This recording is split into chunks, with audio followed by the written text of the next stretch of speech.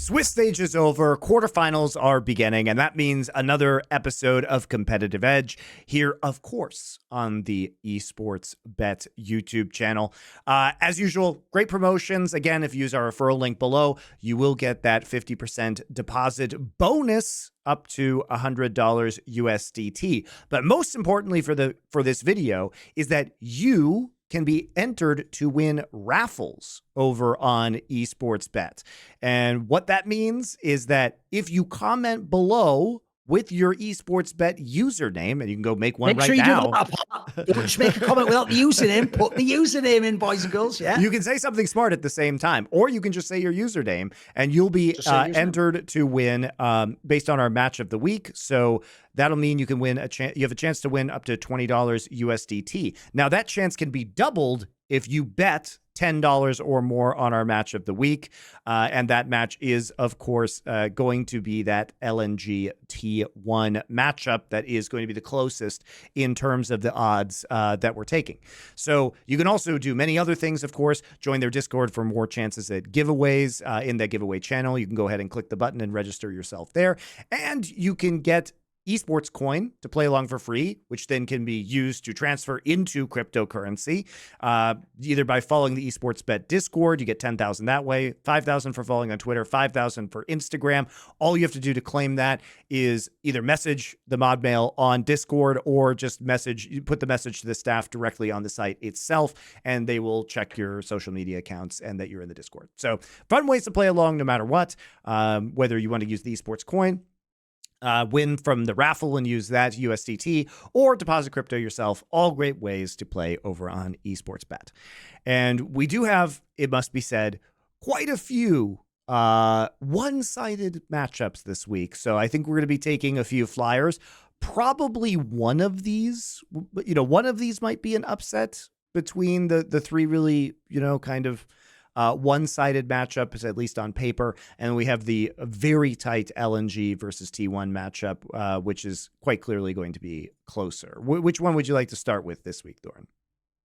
Well, I mean, like you say, the obvious two, if you want actual, true upsets. Like, let's be real, LNG T1's a pick'em series. Like, that's just one where you take the side you're biased towards, or whichever region you like. The obvious two where, it feels like the underdog can win is BLG against GenG. Essentially, BLG just looked bad in Swiss, but could be better in playoffs. We didn't see much of GenG. They weren't really tested. They never had the backs against the wall. And then the other one is obviously JDG KT, which, as we pointed out previously on some of the insight, and it did happen as a matchup, is just like the one where you do this thing that fans always miss, which is we're not saying KT's even in the same ballpark as JDG, but the game, it's a classic saying I love from Sports Monty, styles make fights. They do have the style that potentially could be the one that could maybe upset JDG. So even though JDG, in theory, should be a mega favourite over everyone, there's one where if you want the style, you do that one. If you believe, say, Elk's going to have a way better game, you can do the BLG one. I agree. Out of these two, I think one maybe gets an upset. I think there's a good chance. And the odds are high enough where it's probably worth taking a flyer. Yeah, and I think if we start the conversation with KT, it's not only that the styles make the fight, it's that KT has nothing to lose. They have nothing to lose in this series. They can be as batshit crazy as they want, and no one is really going to fault them for that. You know what I mean? And they do. We talked about this on Summoning Insight, but the thing about KT is that they do play pick compositions well. If we look at some of their best moments from the summer split regular season, this is when, and spring as well, this is when we start to see BDD tearing it up on Twisted Fate, even though nobody else is playing this champion. It's when we see the Quinn counterpicks coming into Renekton from Keen, where he's able to push his lane advantage to the point where he's even able to team fight relatively effectively. It's the creative play that we've seen from Worlds with KT, where they're able to use Nico clones and Nico disguises really unique and fun ways to get advantages. And Cuz has been very good at Worlds. Cuz has been really a monster in the early game a lot of the time. And these pick compositions really snowball. We know Aiming plays Zeri, even though Zeri is kind of a fringe meta AD carry right now, causes Viego. If they start to win some of these fights, they can snowball out of control very, very quickly because of the reset champions that they're playing. So there are opportunities. They have been good at setting vision traps this year as a team and using those to basically pick somebody off before that objective fight occurs. So they're already at a man advantage. We've seen some scaling compositions out of them, of course. Keen, he pulled out the Rise in summer, and LCK pulled out the Rise again when they played against D+ here. So there are angles. I do not think KT is likely to win this series, but there is a world where the pressure is entirely off them right now. They have a style that LNG thinks pick comps and split push can beat JDG. They're not trying to play them in the straight 5v5. And even though KT has been playing more 5v5 style compositions, we know they actually have the skill set to go back to pick. So I think maybe this is a very small chance at an upset, but I actually like KT's odds more than obviously I would have liked D+, more than I like any of the LPL teams, except for maybe LNG, and honestly more than I like T1's chances against JDG.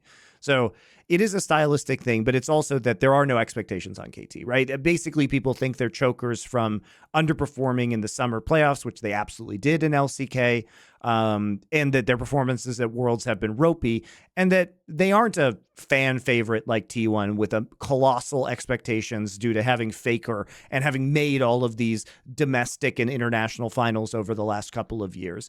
Most fans probably won't even know who these players are because KT hasn't made Worlds in many years now, and these players, BDD wasn't at Worlds last year. Keen wasn't at Worlds last year. Aiming wasn't at Worlds last year, right?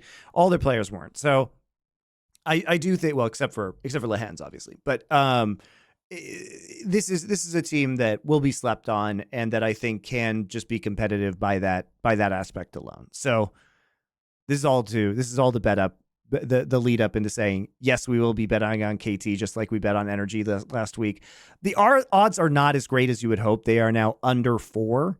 So we'll up it a little bit this week. We'll put 50 onto KT rolls. Yeah, but here's the other thing as well. Like, the reason why the odds are still so high, like relative, like those are pretty high odds for a Korean versus Chinese team at Worlds. That's because right now no one's ever beaten JDG in a best of 5, and they look like, as I keep building the narrative, I don't know why no one else does.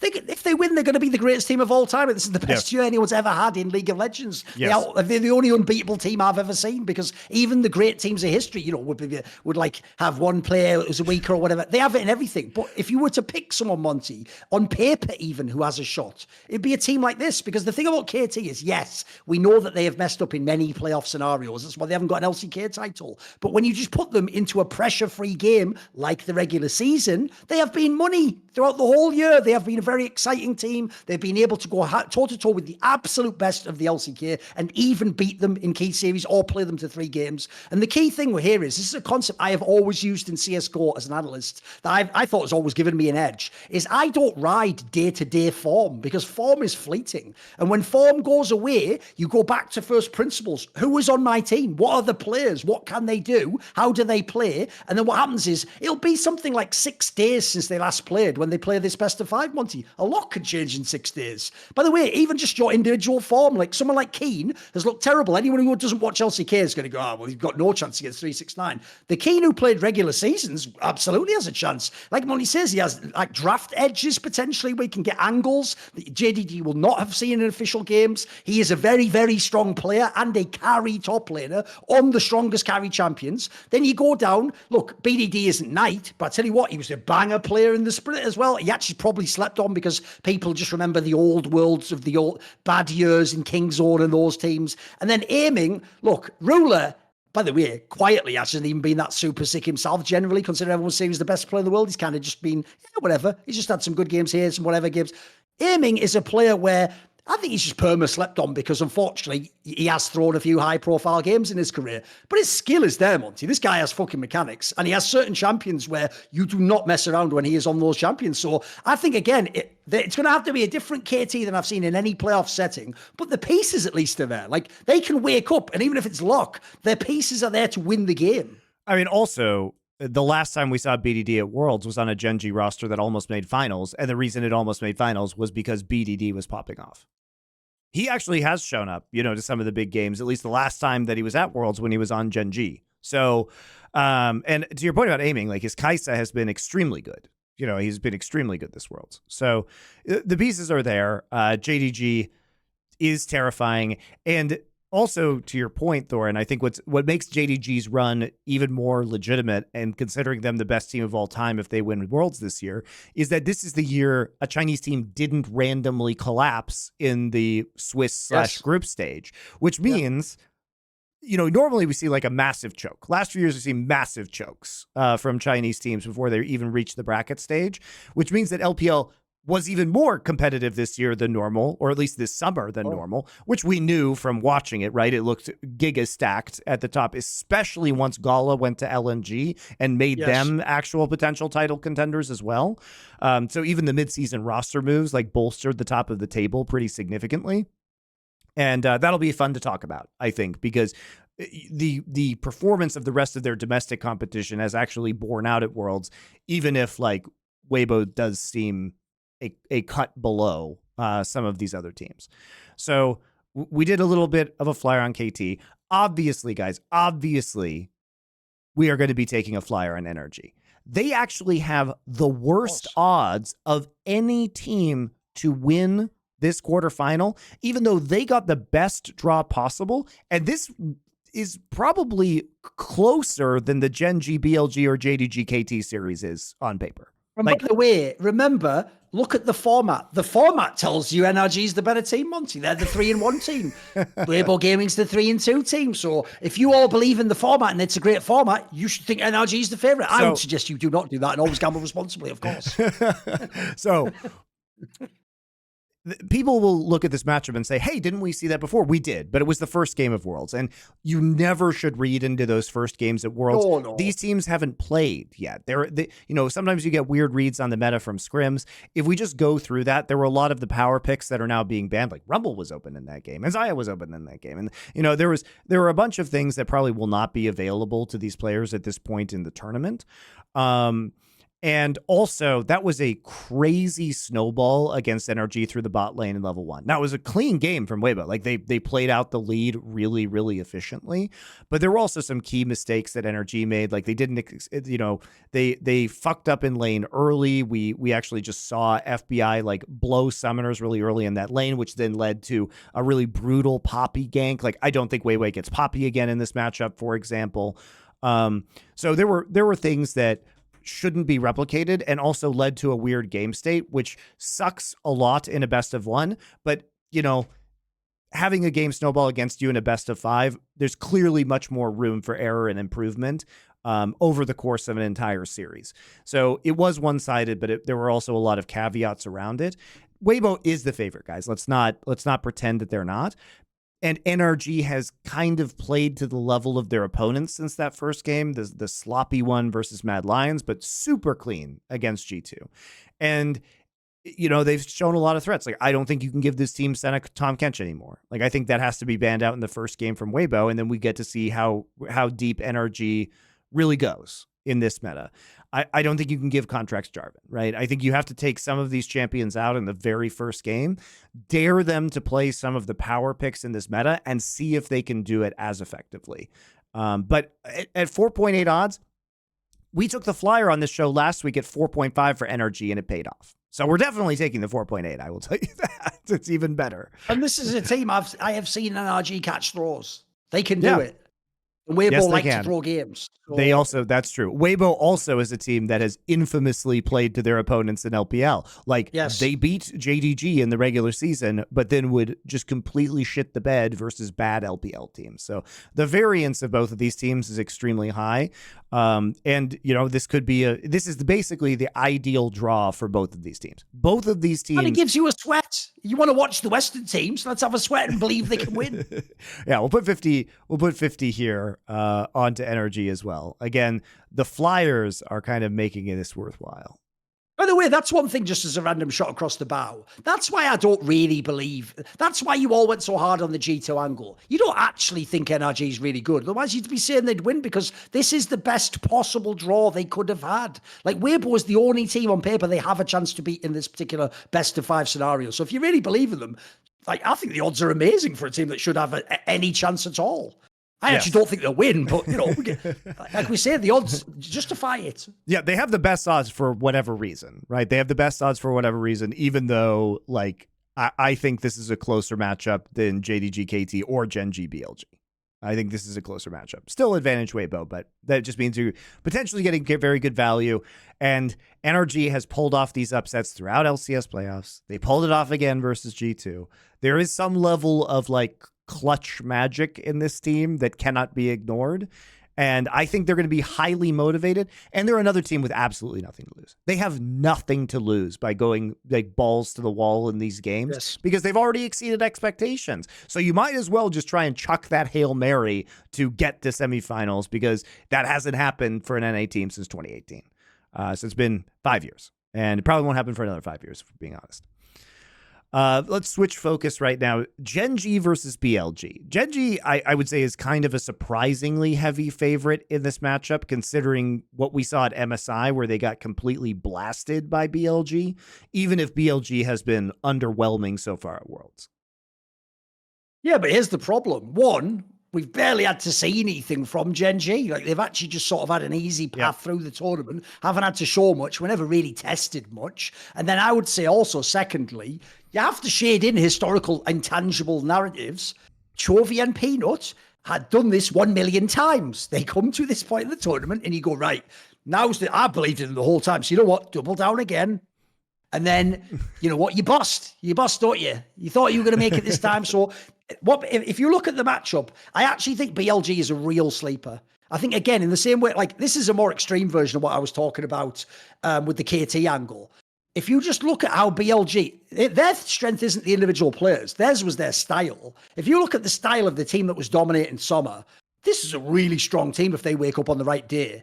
And what I love about this one is what a weird matchup it is as well, because I could see a world where GenG does just clinically execute the series and win with ease. But I could see this becoming a really, like the MSI, like a slap out, drag out fight. And then that's where BLG thrives, mate. And here's the other thing. Everyone's going to tell you now, yeah, but where's Elk? That was the guy that that's the one you watch in the team fights. Yeah, he had a bad Swiss. If that guy wakes up, there's a reason why people were ranking him in their, like, top players at Worlds. This guy can carry games. This guy can be a very good player. Yeah. Also, I mean, we've already seen what Bin can do. Like, Bin has been the best top laner at Worlds thus far, and he has actually just straight up rescued BLG out of some of these games. The bot lane has been underwhelming. Elk has been underwhelming. On has been particularly underwhelming in this series. And I think this plays to GenG's strengths. If basically On, especially in the mid and late game, has been getting caught out a lot. So the longer you can kind of drag this on and play with vision, the more likelihood On is going to make a terrible mistake, as he has repeatedly throughout the Swiss stage. But they can't play. They have to play away from them. You can't. They opted into BLG's fight every Drake style, fight for everything no matter what at MSI. It didn't work. And so now is the time to definitely, move, please, for the love of God, move away from that style. Like GenG. Yeah, exactly. Because by the way, it's so obviously telegraphed that like if you are Bin, everyone knows the rep of Doran, but I'll tell you what, if you haven't been watching the LCK, that's not the Doran you've seen this year. Actually, he consistently holds up. This split, we'll say. No, absolutely. No, but he consistently holds up against the absolute best top laners, like the people that's supposed to clap him, and he's supposed to be boring Doran. No, it's actually been pretty good. Like, I'm actually if he can withstand Bin, mad props to him. The other thing about Doran is, like, he actually has stepped up in the more important matches. He's actually better most of the time in the more important matches. He has his meme games in, like, shitty regular season games. But he was very stable throughout the LCK playoffs, played extremely well, and he's been doing well so far. Now, Bin, obviously, I think people will look at the matches he played against Bin at MSI and be like, Bin did wreck him. So that could certainly happen again. And Bin he really has transcended onto another level compared to the other top laners at this tournament. But Doran knows how to the thing about Doran is even when he gets dumpstered in lane, he still makes himself relevant in team fights. And I think that's one of his weird powers, is that he can die a couple times in lane and still pull off amazing team fights. Or he'll just play scaling. He'll just play Gangplank or another scaling champion and just have huge effects in some of the mid and late game engagements that they have. So there are things to like about this. I just don't think, if we look at the way that Delight is performing right now compared to On, I think there's a really, really, really big difference at the support position. And I think Pays has been performing better than Elk, given what we've seen. Obviously, you have Chovy as well, who might be the very best player at this tournament. I think it's going to be tough. And Peanut, people make jokes about Peanut because they didn't watch LCK, but most people would have said, like, you know, Kanavi and Peanut, probably the two best junglers. Maybe Tarzan is in that conversation as well coming into Worlds, and Peanut's shown up. He's been really good. So this is really just a matter of, do you believe that this is the time that GenG finally, not at MSI last year, or this year, not at Worlds last year, is this the time they finally play like fucking GenG at an international event? I think the answer is yes, but I think you still take a small flyer here on BLG, just because, again, the odds are just too good and you don't gain a lot of value. So we'll go ahead and put 50 here onto. I think if you think about what the odds are, there's no way GenG is actually like an 80% favorite or whatever. Like that's going too far. You know, maybe they're like a 70 or 65, you know, you can't give them that, but like, that's especially because, like I said, the key thing for me is I haven't seen much from GenG, and I actually think I've seen a lot of off days from BLG. I expect them to be better than that in this playoffs. Sure. Yeah, that's very true. And also GenG's just record of, you know, classic showing up as a team when it matters has not been good. Let's go into our match of the week. Again, drop a comment below with your username, or if you actually place a bet over $10 USDT on this, you get a chance to enter the raffle and win double the amount of prize money. So this is a good game to place your wager on. We had this debate on Summoning Insight, T1 versus LNG. T1 has had a bit of a resurgence as the meta kind of plays into their favor. They're back on the Tom Kench bullshit, which has been a long time staple of this particular roster of players. And I think, you know, this is one of the advantages that T1 is going to have, because they have been the same group of players for the last 2 years, is that now that we're back at Senna Tom Kench, now that we're back at Jinx Tom Kench, which we saw a lot in 2022, they can actually just flip right back into the style that served them so well last year. You know what I mean? Because it's the same group of players. They know how to play these like peel team fight compositions, and they know how to play the Senna lanes super well. So there is, now that the meta seems to be like moving in their favor, we've got the Jarvan, we've got the Lee Sin, we've got the early mechanical junglers from Owner. Faker's got the Orianna back, so he plays more than just Azir and Nico like he did after he came back from his injury. We don't really know the depth of his champion pool, because he's only played those in like Silas. So it's kind of a question mark as to how deep the champion pool goes. And Zeus is great. Zeus plays some really nasty meta champions very well, like Rumble. So even though probably LNG should be a slight favorite here, this is going to sound weird to say, you rarely get odds this good on T1 because their fans manipulate the odds so aggressively that to get any match at 1.7 on T1, even if they should be technically an underdog, does feel kind of good if you believe T1 will win. Now, obviously, we did it. Here's the thing. If you notice, this is what called talent. We did a different set of arguments on Summoning Insight, even though they're all coherent. So I'm taking the LNG side. Here's one of the reasons why. Because all three lanes, all those strong players on T1, theoretically, I actually think are outmatched by the players on LNG. Like, the problem is, I've wanted Zeus. I've said this a million times. I want him to be the next Smeb, Flame, the Shy, all those great Korean top lanes. The problem is he keeps blowing it whenever he's in the big match. Every time he's supposed to. Meanwhile, the Zika guy, look, he's essentially like, a few years ago when Bin first came on the scene and was just like initially a flash in the pan, Zeke's been like that. He was a guy who was sort of just an all right player, and then he suddenly just came alive in the playoffs in the LPL and has run it all the way through to now. And essentially after Bin, he's one of your candidates for best top laner / most impactful / best carry player. So he's someone who's going to take it to Zeus. Like if Zeus is going to choke any of these games, it could be a long day. Then you go down. if you're Scout, it's kind of crazy that you're actually a world champion only a couple of years ago. But this is going to be one of the biggest games of your entire life because you're playing Faker. This used to be the team you probably thought you were going to play for one day, but instead they shipped you off cynically to China. And what you did is you just made your way back like the prodigal son. You won the LPL a bunch of times. You won the MVP, double MVP this year, if people don't know, of the LPL. The same league that has Ruler, Kanavi, all those players on JDG. Everyone thinks are the absolute best. Bin, all these amazing. He is the MVP of the league. On paper, I can't remember if it was Peter Dunn or something. Some people have this guy as the best player in the world. If you have the best player in the world in your team and he plays a position like mid lane, you should be a favourite to win the game. So the fact that they're an underdog, I love that. And then, like I said on Somebody Insight, to me, the Gala angle is a really cool one because I actually think he's hitting his absolute peak of the play I've ever seen of him. He's really leveled up. And like you said, that addition took them from being sort of like they had one way to win through jungle and mid to like now you have the Zika angle and you have Gala. Like, hey, this team's suddenly like a pretty dangerous squad. Yeah, and it's a great meta, obviously, for Gala as well. Not only is his Aphelios totally cracked, but everybody knows his Kai'Sa play from his time on RNG, which he was hailed as the best Kai'Sa in the world, still certainly among them.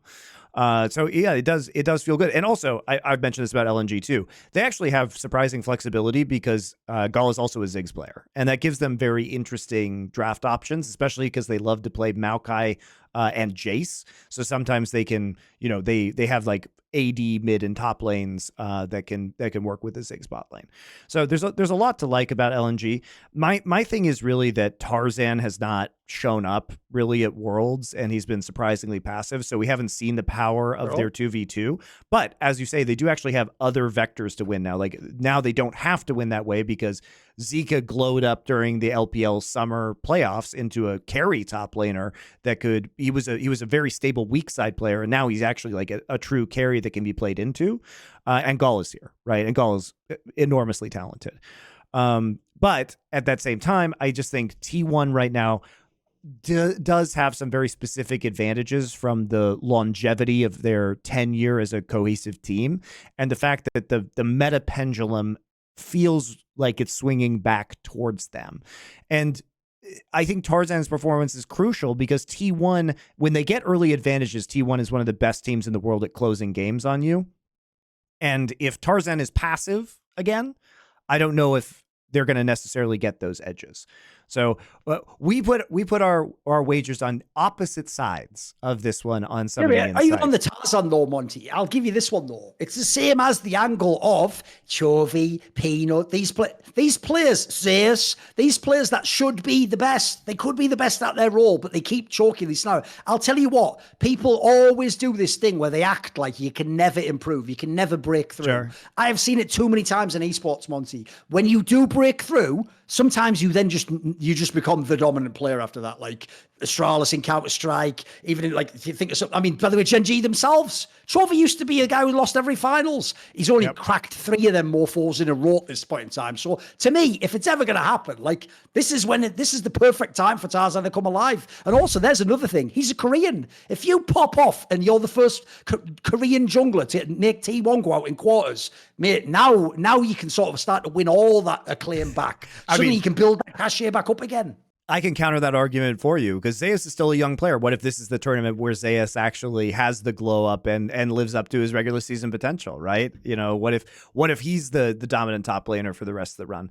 I don't know. I think it's a really fascinating matchup. I do think it's extremely close. So again, it's whichever arguments you feel more convinced by, but it's certainly a juicy and fun matchup, and I think hopefully will be a 5-game banger in the quarterfinals. And the 10% extra on top of the odds for both sides is going to make it a banger outcome if you win. Sure. Yeah. So it should be really fun.